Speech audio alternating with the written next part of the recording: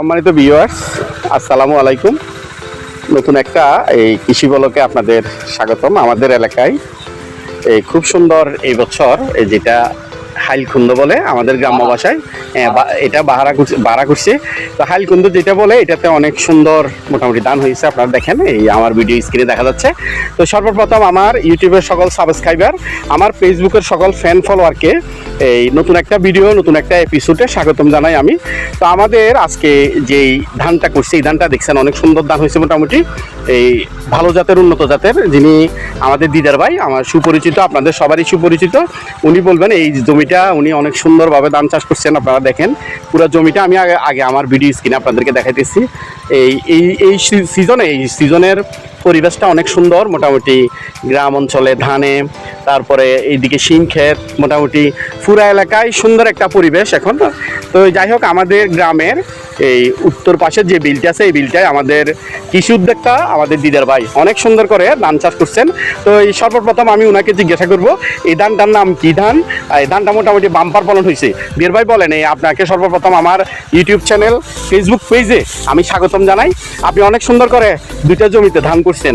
এই ধানটার নাম কি, কিভাবে করছেন একটু বলেন। জি, আসসালামু আলাইকুম। জি, আমার এই ধানটা হইলে যে 49, জি, এটাকে বলা হয় বাড়া ধান, জি, জি, মানে হালিয়ার বাড়া ধান। জি, এটা শ্রাবণ মাসের বীজ রোপণ, শ্রাবণ মাসে, জি, শ্রাবণ মাসে বীজ রোপণ করছেন। জি, ইনশাল্লাহ মোটামুটি খুব সুন্দর ধান ফলন দিছে। জি, জি, জি, ওই আপনারা যদি এই 49 ধানটা জি, শ্রাবণ মাসের ভিতরে যদি লাগাইতে পারেন, জি, ইনশাল্লাহ জি, এর থেকে ভালো ফলন আসবে। আচ্ছা আচ্ছা, দিদার ভাই আপনি কি কাজ করেন এমনি বলেন।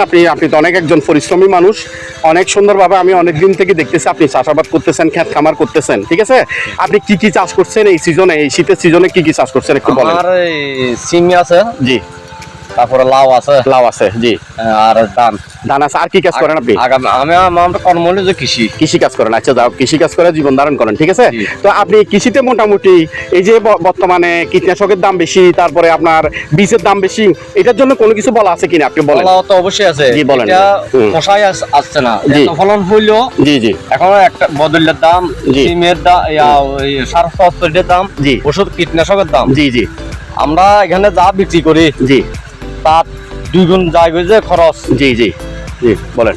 তো সেই জন্য আমাদের পোষাইতে একটু সার যদি কমতে দামে একটু সস্তা পাইতাম, জি, কীটনাশক যদি একটু সস্তা পাইতাম, তাহলে ইনশাল্লাহ আমরা লাভবান হতাম। জি, জি, জি, আচ্ছা আচ্ছা, ধন্যবাদ দিদার ভাইকে, অনেক সুন্দর কথা বলছেন উনি। আমি চাইছি যে উনি এই কথাটা বলক, কারণ আমাদের কৃষিপ্রধান বাংলাদেশ, এই বাংলাদেশে আমাদের অর্ধেক মানুষ, 80% মানুষ কৃষির উপর জীবন ধারণ করে, নির্ভর করে। যেমন আমাদের দিদার ভাইয়ের 4টা সন্তান আছে, উনাদের এই পরিবারের ভরণ পোষণ এই চাষ করে, মোটামুটি ক্ষেত খামার করে।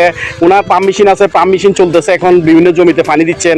মোটামুটি সবাইকে সহযোগিতা করতেছেন উনার এই পাম্প মেশিন দিয়ে। আমাদের এই অত্র অঞ্চলে এই যে শিম ক্ষেত আছে, লাউ ক্ষেত আছে, এই ক্ষেত খামার আছে, এগুলা পানি দিচ্ছে এই উনার মেশিন দিয়ে। তাইলে একজন পরিশ্রমী, কঠোর পরিশ্রমী মানুষ, একজন আবার কৃষি উদ্যোক্তা, উনি উনার কথাই এই ভাষ্যমান যে উনি এই সার কীটনাশক এগুলোর দাম যদি একটু কমায়, আমাদের কৃষিতে যদি সরকারে একটু বুত্তুকি দেয়, তাহলে কিন্তু অনেক লাভবান হইতে পারবেন। এই যে ধানটা দেখেন বাম্পার ফলন, এই ধানটার নাম কি দিদার ভাই একটু বলেন তো।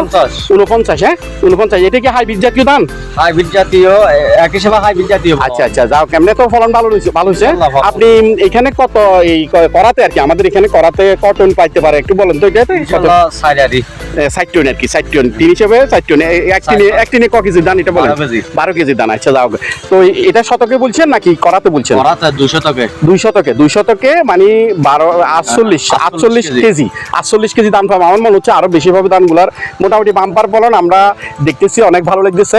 তো যেটা বলতেছিলাম, এই যে আমাদের এখানে, আমাদের সীতাকুণ্ডের মধ্যে এই যে এত শিম ক্ষেত, এই যে কীটনাশকের দামটা যদি একটু কমায়, আমাদের কৃষকেরা আমাদের কৃষিতে আরো অগ্রসর হতে পারবে, আরো ভালো অবস্থায় যাইতে পারবে।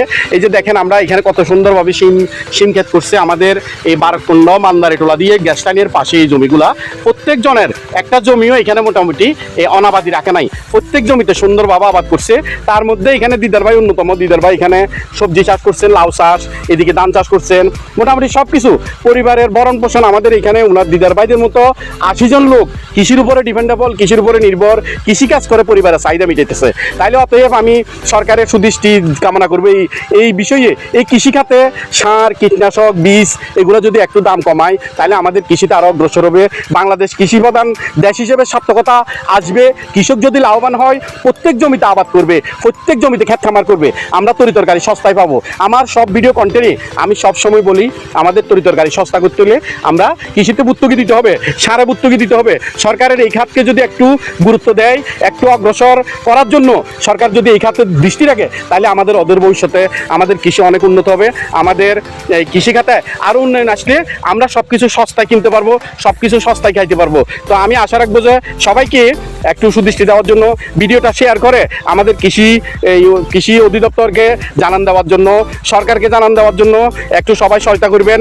সবাইকে ধন্যবাদ জানিয়ে আমার ছোট একটা কৃষি ব্লগ, এই ছোট আমাদের কৃষি উদ্যোক্তা দিদার ভাইকে নিয়ে একটা সুন্দর ব্লগ করলাম, একটা ধান নিয়ে ব্লগ করলাম। আমাদের যে এই শীতের সিজনে আমাদের এলাকাতে সুন্দর ধান উৎপাদন হয়েছে, এটা নিয়ে একটা ব্লগ করলাম। সবাইকে ধন্যবাদ, সবাই ভালো থাকবেন, সুস্থ থাকবেন এই কামনায় আমার ভিডিও ব্লগ থেকে বিদায় নিচ্ছি। আসসালামু আলাইকুম।